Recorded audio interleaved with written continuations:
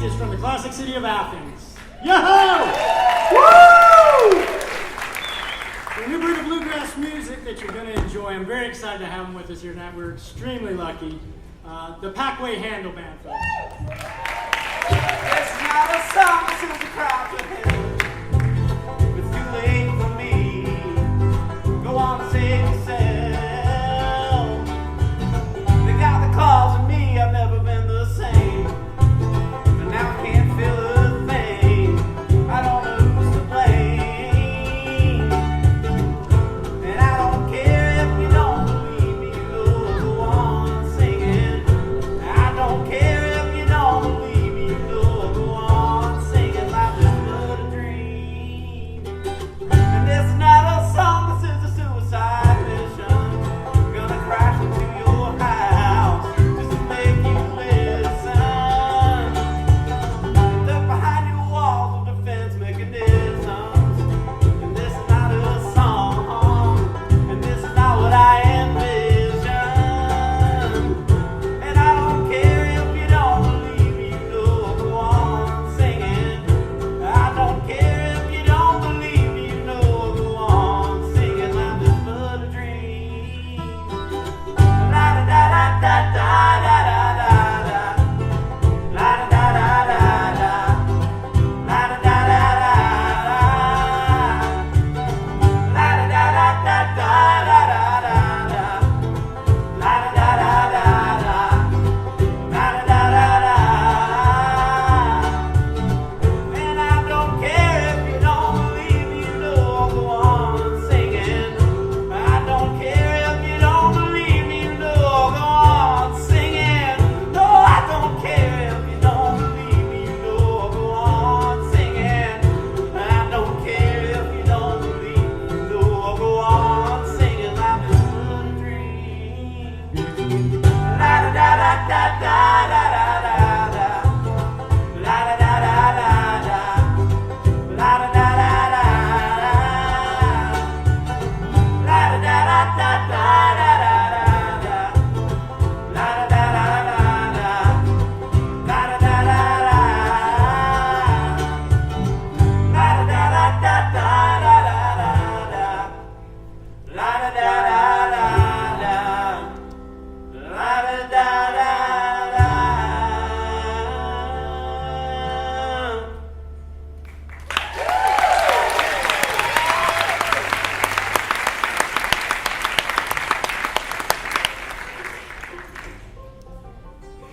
Thank y'all so much. We're going to do a gospel number now. You don't knock, you just walk on in.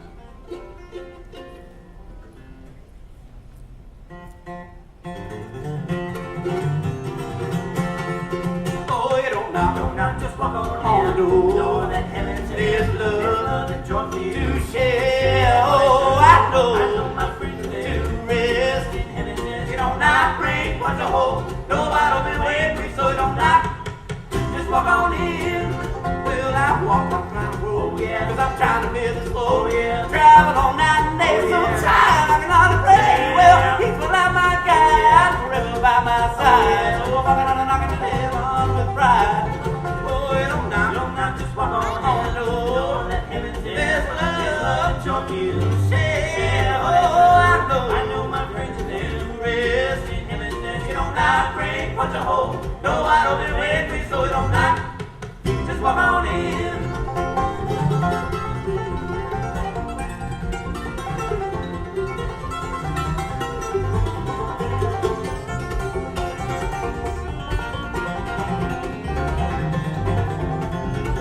And I have no need to fear when he is ever near. No, my work is true, so that I know that it's true.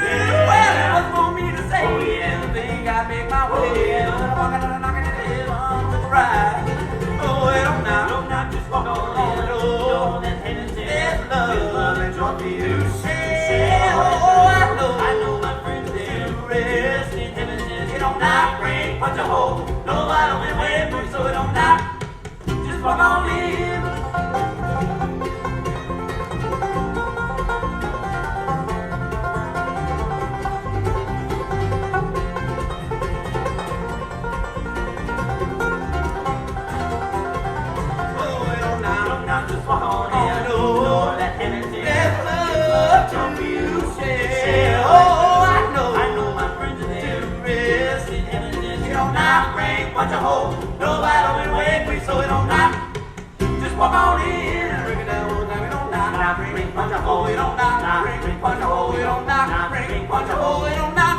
Punch a hole in 'em now, punch a hole in 'em now, punch a hole in 'em now.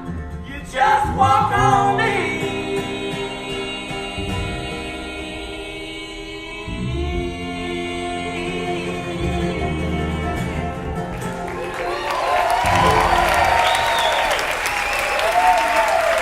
Thank you very much for seeing a little bit.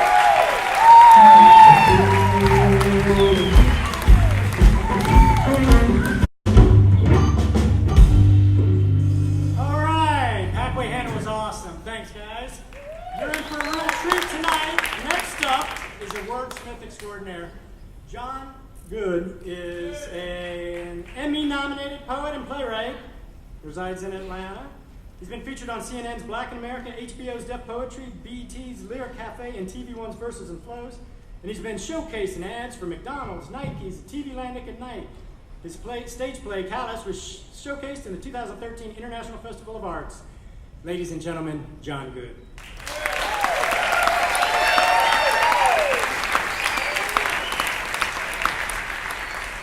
Hello. You look wonderful. My name's John Goode. I'm going to do a poem for you. I was sitting debating on what I was going to do, and then boys started talking about gumption, which helped me out a lot. So before I became a poet and a writer, I used to be an accountant. I know, right? Seems odd. I used to sit at my desk all day to write. I go out, am I good? There it is. I used to sit at my desk all day and I just write poems. And they say, how are the books? And I'm like, the books are not so good, but the poems are wonderful. You should read them, you are paying for them. So, it's funny because it's true. So, when I used to talk to my coworkers, I used to ask them, like, what do you do other than this? They say, what do you mean other than this? I'm like, other than this, what do you do? And they said, I come here, I do the work, I go home, I watch a little bit of television, then I go to sleep, I get up, I come here, there's work to do, so I do it. Then I go home, there's that television, I watch some of that, then I go to sleep, I come back here, and I do the work, and I was thinking, this is a nightmare, this can't be your life. No one wants to do this. You ask a child in grade school, what do you want to be when you grow up? They never say, I want to crunch numbers until I die. No one ever says that. That's never the dream. My nephew is 8 years old. I asked him, I said, what do you want to be when you grow up? He says, I want to be a chef, and I want to be an astronaut. Like he wants to cook things in space. I don't even know what that means. But for him, all things are possible. This is that age, when you're young, it can all happen. Teresa Davis, wonderful poet in Atlanta. She has a son. She says to her son, wonderful young African-American young man, she says, you can be anything you want to be in this life. He says, I can. She says, you can. I'm going to kick in doors. I'm going to make a way for you. You can be anything you want to be. He said, I can. She said, you can. You will not be marginalized or painted into a corner. You can be anything you want to be. What do you want to be? And he said, I want to be Chinese.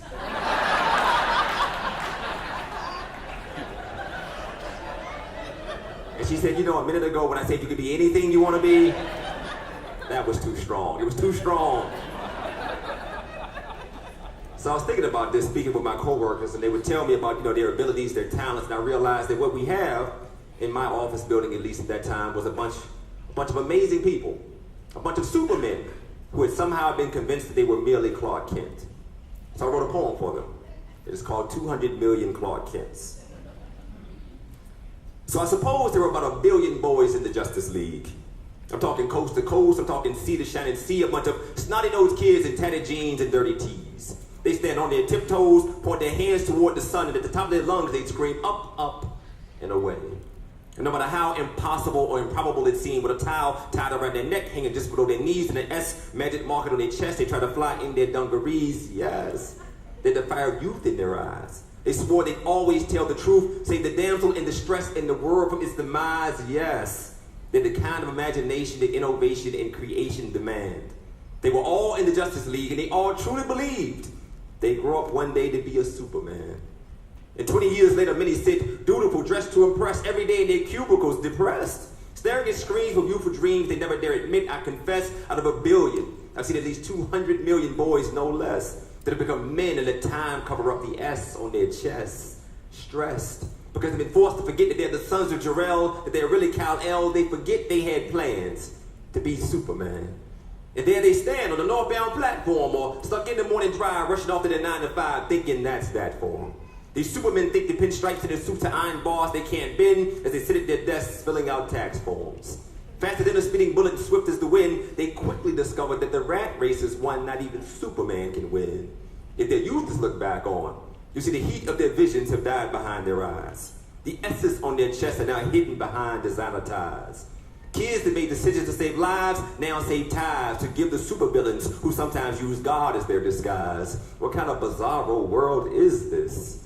Where we've all got it about as backward as Mixoplex, where Superman grows up to be Clark Kent. A day trader watching Oprah who trades in his cape for a rover. He works late, he stays over, and he pins all of his hopes to bank and Post-it notes because his fortress of solitude is facing foreclosure. Instead of fighting against the opposition, he now goes toe-to-toe for promotions and positions, and each time he gets them, it takes him a little bit further from who he wanted to be. He traded in his spandex for an Amex, and now he gentrifies tall buildings in a single bound. He's put all his feelings in a lead safe so even he can't make the mistake of seeing how he feels about the fellow he's become. He's weekdays because he spends his weekdays in cryptic nights, tasking beneath fluorescent lights, when his strength comes from basking in the yellow sun. By the time he's 41, he will have forgotten he ever wanted to fly. By 45, he will have taken a position as a politician and forgotten he never wanted to lie. By 47, all thoughts of the Superman he wanted to become are almost gone. He hasn't saved a life in years, not even his own. And one night on the way home, you'll see some of his Justice League peers, their S's and blazing clear and true. They'll look at his briefcase, his beard, and they'll say, man, what happened to you? And he'll say, I grew up, and they'll say, yeah, but what did you grow into? They'll say, look, Clark, we understand. You gotta do what you gotta do. You probably own property, stock, bonds, and buildings. You probably live properly and stand to make millions, but you used to want to be Superman. You used to have plans to save Congolese women and South American children to fight against injustice, inequality, robber barons, and corporate villains. True, you'd have never made $1 million, but you'd have certainly made a difference. Let's say to each of you Clark Kents hearing this, I know there's no phone booth to allow you to change back into your youth. No broom closet to deposit this facade you bought into and re-emerge a god, but you must try as hard as you might to reignite the fire that has died in your spirit, heart, and eyes. Forget the script and the lies. Look into your mind and find the Superman inside, because Kent is a distraction and a disguise. So leave yesterday's glasses and briefcase behind. Tie your suit jacket around your neck. Use the pen you used to sign your check to write an S on your chest. Now climb onto your desk and point your hands toward the sky, because you just may fly today. The past is in the wind, the present here and gone again, but the future is up, up, and away. Thank you so much for your time.